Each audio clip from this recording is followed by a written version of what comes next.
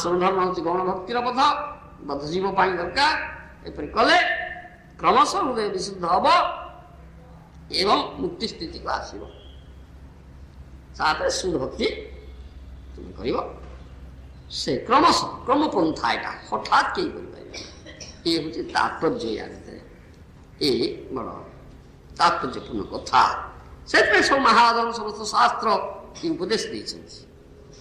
ଏଠି ମଧ୍ୟ ଉଦ୍ଧାର କରିଛନ୍ତି ଶ୍ରୀ ଭକ୍ତି ସିଦ୍ଧାନ୍ତ ସରସ୍ୱତୀ ଠାକୁର କେମିତି ଏପରି ଯେଉଁମାନେ ପ୍ରିଟେଣ୍ଡର, ଯେଉଁମାନେ ଶଠ ପ୍ରବଞ୍ଚ ଅନୁକରଣ କରନ୍ତି, ସେମାନଙ୍କୁ ଭର୍ତ୍ସନା କରିକି କହିଛନ୍ତି, ଦୁଷ୍ଟ ମନ ତୁମି କିସେର ବୈଷ୍ଣବ, ପ୍ରତିଷ୍ଠାର ତରେ ନିର୍ଜନେର ଘରେ ତବ ହରିନାମ କେବଳ କହିତବ।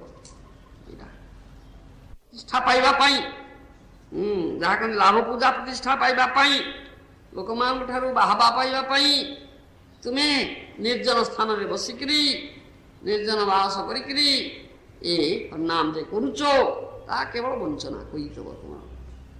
ଦୁଷ୍ଟ ମନ ତୁମେ କିସେର ବୈଷ୍ଣବ, କି ପ୍ରକାର ବୈଷ୍ଣବ? ସେପରି କରାଯାଏ ନା, ସେପରି କରାଯାଏ ନା। ଆମର ଅଛି ବୈଷ୍ଣବ ପଦ୍ଧତିରେ ରହିଛି ଦୁଇ ପ୍ରକାର ଭଜନକାରୀ ଅଛନ୍ତି। ଗୋଷ୍ଠୀଆନନ୍ଦୀ, ଭଜନାନନ୍ଦୀ ଅଛନ୍ତି।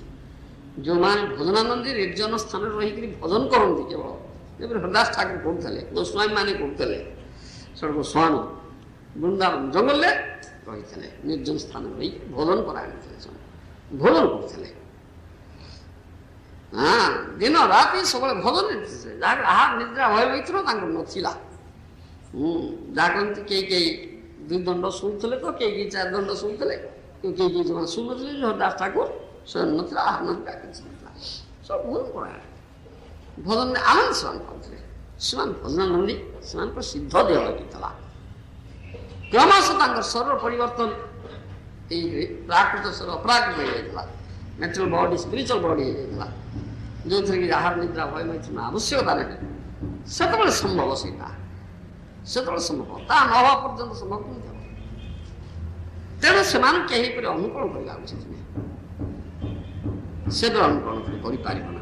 ତୁମେ ଯେ ପର୍ଯ୍ୟନ୍ତ ବଦ୍ଧାବସ୍ଥା ମୁକ୍ତ ନ ହେଇଛ, ପ୍ରାକୃତ ଶରୀର ସ୍ପିରିଚୁଆଲ ବଡି ନ ହେଇଛି, ଅପ୍ରାକୃତ ଶରୀର ନ ହେଇଛି, ତୁମର ପ୍ରାକୃତତା ନ ରହିଛି, ଆହାର ନିଦ୍ରା ଭୟ ମୈଥୁନ ଏ ଅର୍ଜ ଗୁଡାକ ତୁମ ଭିତରେ ଆଦୌ ନାହିଁ, ଯେତେବେଳେ ସେତେବେଳେ ଜାଣିବ ଆଉ ଭଜନରେ ଆନନ୍ଦ ମିଳୁଛି, ଆନନ୍ଦ ପାଇବ ତୁମେ, ଦିବ୍ୟ ଆନନ୍ଦ, ପ୍ରାକୃତ ଆନନ୍ଦ ନୁହଁ ସେଇଟା। ସେତେବେଳେ କେବଳ ଆନନ୍ଦ ମିଳିବ। ସେତେବେଳେ ଏଗୁଡ଼ାକର ଆବଶ୍ୟକତା କିଛି ପଡ଼ିବ ନା। ଏଗୁଡ଼ା ପିତା ଲାଗିବ, ସବୁ ଭୌତିକ କର୍ମ ଗୁଡ଼ାକ ପିତା ଲାଗିବ, ଡିଷ୍ଟେଷ୍ଟ ଯାହା କହନ୍ତି, ପିତା ଲାଗିବ। ଯେତେବେଳେ ସେତେବେଳେ ଜାଣିପାରିବ, ଆଉ ଗୁରୁଙ୍କ ନିର୍ଦ୍ଦେଶରେ କରିବ, ଗୁରୁଦେବ ଜାଣିପାରିବେ, ହଁ ତୁମେ କୋଉ ସ୍ତରକୁ ଯାଇଛ, ପ୍ଲାଟଫର୍ମ ୟୁ ଆର୍। ସେତେବେଳେ ଯାଇକରି ସେ ଉପଦେଶ ଦେବେ, ଯଦି ତାଙ୍କର ଉପଦେଶ କ୍ରମେ କରାଯାଇପାରେ, ନଚେତ କରାଯିବ ନା। ଯଦି କିଏ ଏପରି ଅନୁକରଣ କରନ୍ତି, ତାହେଲେ ସେ ନିଶ୍ଚିତ ପ୍ରବଞ୍ଚକ ବା ଶଠ ହେବେ, ଆଉ ମହା ଉତ୍ପାଦ ସୃଷ୍ଟି କରିବେ। ଏଥିପାଇଁ ଏ ଉପଦେଶ ଦିଆଯାଉଛି। ଆମର ସେଥିପାଇଁ ଯେଉଁମାନେ ଗୋଷ୍ଠୀଆନନ୍ଦୀ ପ୍ରଚାର କରିବେ, କୃଷ୍ଣ ଚେତନା ପ୍ରଚାର କରିବେ, ସମାଜକୁ ଆସିବେ, ସାମାଜିକ କ୍ଷେତ୍ରକୁ ଆସିବେ, ସାଧାରଣ ଲୋକଙ୍କୁ ଉପଦେଶ ଦେବେ, ନିଜେ ଆଚରଣ କରିକି ଶିଖେଇବେ। अपने आचरण धर्म अपने सिखाओ, महाप्रभुर बटो। आ खाली थ्योरेटिकल कथा कहले हब ना, निजे आचरण करी शिखेबा पाइबे, निजे कृष्ण चेतनार कर्म नियुक्त करे, जे आसीबो भक्त अनुगत जन तांको नियुक्त करिवे। इटा हमर कथा हम ताकि से माने से परमहंस जो माने आचार्य परमहंस स्थितिर, किंतु समाने प्रचार करबाक जेतबेले आछंती, साधारण शिक्षा देवाई आसछन्ति, आचरण कर आसछन्ति, आचार्य आचार प्रचार करती, निज आचरण कर शिखाती, से स्थल मध्यमस्थ अधिकारी स्थल को ओह्लै आसछन्ति। उत्तम उत्तम अधिकारी स्तर, किंतु मध्यम अधिकारी स्तर को ओह्लै आसी आचार प्रचार कर शिखाती।